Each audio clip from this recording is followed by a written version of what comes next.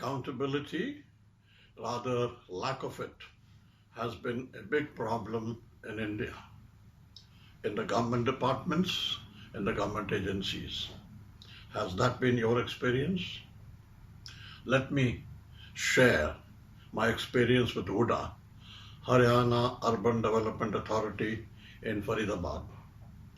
We have been living in a colony called Greenfield Colony for more than last 10 years, and water problem has been there from the very beginning. In 2005, I went to Chandigarh to meet the engineer-in-chief of Huda regarding our water problem. And he told us, don't worry, we have assigned a study to the Tata Consultancy Services, and as soon as the report comes, we'll act on it and you'll be fine. And we came back from Chandigarh in a happy frame of mind. The report did come, estimates were made, sanctions were sought, and the sanctions came. And lo and behold, in July of 2009, the work started. Even though 4 years had gone by, we were happy that now our problem will be resolved. We actually saw, and we were very happy to see, a 600 millimeter dia pipeline, about 2 feet in diameter, being laid through our colony, coming out of gate number 2, crossing 100 feet wide road and turning upwards. And then suddenly, in February of 2010, the work stopped. No information, what has happened, why it has happened. Under the RTI Act, I approached and came to know that the stoppage is for 2 reasons: lack of pipe, shortage of pipe, and lack of forest clearance. We kept following it up.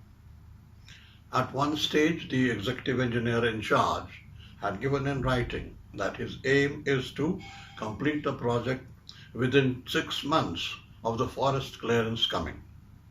And do you know, the forest clearance did come in 2012, and today is 2016, and the work is still at a standstill.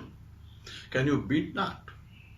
Lakhs worth of material is lying buried underground. Lakhs of rupees must have been paid to the contractor, and nobody's bothered. No questions are being asked. 75 months have gone by for the work of stoppage. I have not heard of even a government project going in limbo for such a long time. I'm reminded of HPJ pipeline, few hundred kilometers long, being laid down in lesser time than this during 80s.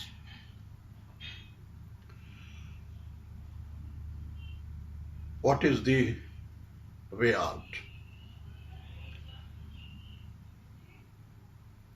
Before coming to that, you see, the whole approach is rather very casual.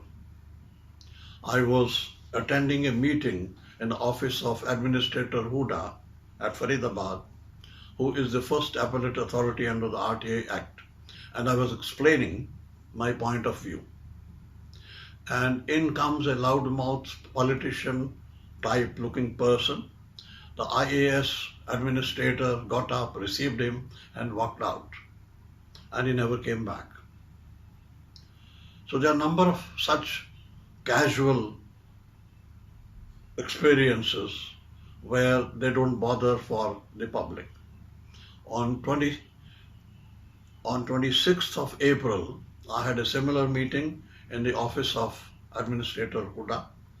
On reaching there, we came to know that the meeting won't take place. And why? Because the lady administrator, again an IAS officer, had been transferred. She received the transfer order that very day. But what prevented her from carrying on the commitment that he has made to the public? She would have set a good example. Later on in June, another meeting in the same office, a different administrator, another lady administrator, and on reaching there, after driving 12 kilometers in the hot sun, we came to know there'll be no meeting. Why? Because Last minute, her superior has called for a meeting. I wonder if she told the superior that she has made a commitment to about 1 dozen citizens of India and whether the time of meeting can be changed. This is a general problem among us Indians. I'm reminded of a similar experience. A few years ago, I had organized a conference of senior executives of the company at Udaipur. In the first session, on the first day, head of finance had to speak and he was to arrive by the morning flight from Delhi. He never did. We kept on waiting. We managed somehow. Later we came to know that he was told by the superior to go somewhere else. But he didn't tell the superior that he has made a commitment. Do we lack the courage of even communicating of commitment made? Then the superior can decide which one to follow. So what is the way out? Let me suggest that we learn from America. A friend of mine is settled in the state of New York, and he told that in his small town there is a school board having a few elected members, and they collected money for improving the infrastructure of the school. And in the next election, which happens every 2 years, they were thrown out because the public felt they had done a poor job. So let's follow that example. Let's move in that direction. Our government officers cannot be sacked. They can only be transferred. Politicians do what they want to do because the term is 5 years. They serve too long a period. Once elected, they relax. Ho jayega, kya jaldi hai. People also forget. So let us reduce the term to 2 years from 5 years. And all areas, let us take the example of a smaller city like Faridabad, not Delhi, which is a big metropolitan with different problems.